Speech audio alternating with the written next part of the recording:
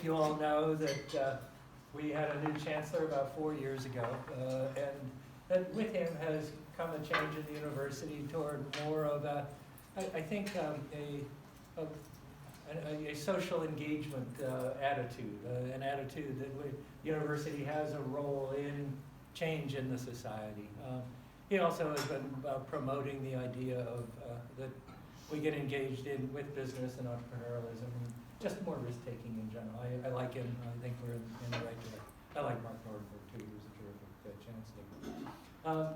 Probably the most obvious change in the school has been that we are finally finished with our renovations. I will leave you. That process was part of the planning when I became dean 12 and a half years ago. The construction physically, the destruction of the then G23 old auditorium started almost 7 years ago, and it over a series of several phases, the constructions and the moves, it has taken us 7 years, and we finally in January and February moved everybody into their final, I won't call them final resting places. It feels like that. But in the process, it required a series of chess moves and moving people back and forth, and everybody took it in remarkably good spirit. I'm very proud of the way the place looks right now. It just has a completely different look and feel. The downstairs is open. We have the cafe. We're naming that Stan's Bar. Those of you who are really old remember before the building was built in 1954, on the corner of DeSoto and Fifth, there was a row of stores, and the one right on the corner was a bar.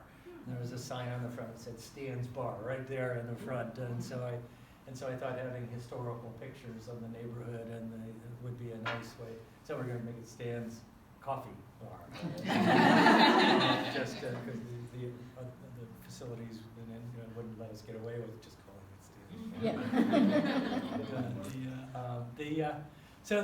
Bar. The school itself is doing very well. We've had a couple changes of chairs in the last year or two. Dietrich Stephan stepped down as the chair of the human genetics to take on a new position for the university. The university has started a incubator for small businesses called LifeX. LifeX's job is to help startups get going, to help them find financing, to provide legal and business assistance, just anything that a small organization needs to get going.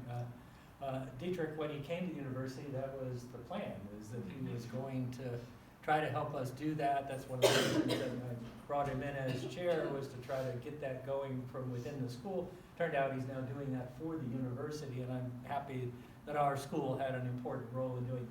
And he, in turn, this was possible because of the new chancellor, of having an advocacy for this kind of business-oriented. And as I hope you all understand, from where I sit, it's not about making money. It's about taking things and turning them into products that get used by people, get reproduced, and get out into the field. So we're going to try to do that. We also have a new chair in environmental and occupational health, Sally Wenzel. Sally is a physician who had been for years running the Asthma Institute at the university, and our intent is to bring together the clinical side of lung disease and air pollution with the environmental epidemiology and the environmental sciences, and we think that it has that chance for synergy in a really novel and important way. So that's an important change for the university and for the school as well. Another change that is coming, I'm stepping down as dean at the end of this year. I will stay on full-time as a member in the epidemiology department for at least a couple of years, and then we'll see where we go from there. My own career trajectory has been, I spent the first quarter century was in training, the second quarter century was in service in the U.S. military and medical research. My third quarter century was in academia. Now I'm working on my fourth quarter century.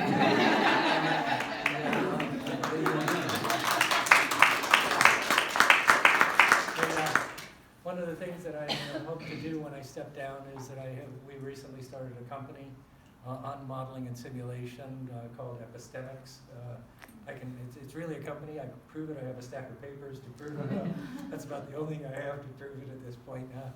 But the idea is to use modeling and simulation as a tool to help decision sciences, particularly at the interface of the social determinants of health and public health issues.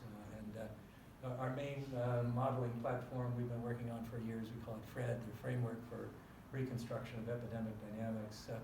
That's an acronym, FRED, named in honor of Fred Rogers, of course, and because it's about neighborhoods and communities, what better name? Perfect. Oh, perfect. These haven't been the easiest times for public health over the last, say even the last 5 or 6 years particularly after the budget crush of 2008, 2009, the NIH budgets flattened and declined in real funds. The CDC and other federal agencies showed decreases in their budgets.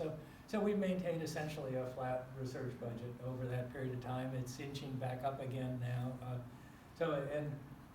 And these are not the easiest times in our society either on issues that deal with public health. I live in Squirrel Hill, and everybody knew somebody who was shot. So that is a reflection of some of the troubling times that we have.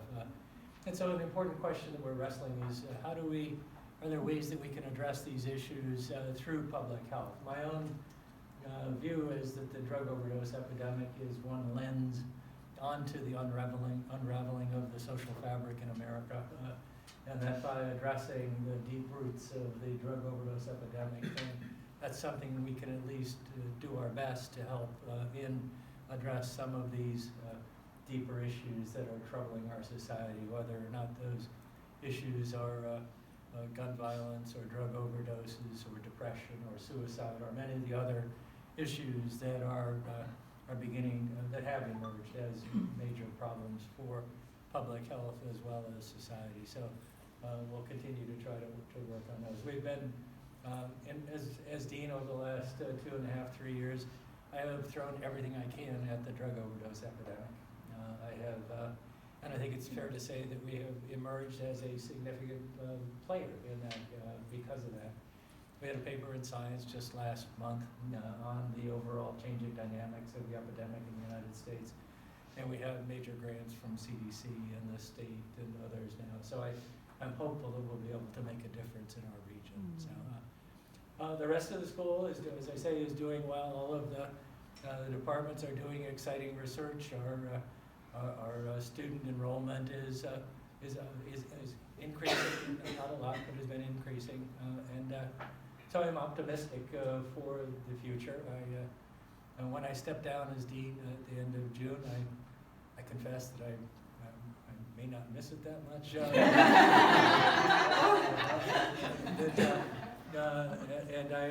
I don't know exactly. I may try to take a sabbatical, a short sabbatical for a while, just to get out of the way and let somebody else do stewardship for a while. So there are no successor right now.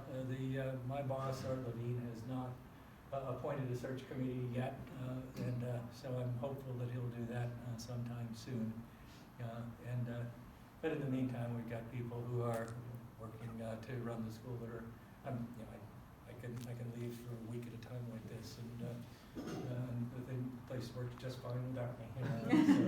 And so my guess is it could go a little longer as well. So that's my update for you. It's been a good run. I've got a few more months in the job. Any questions? I'd be happy to take on anything that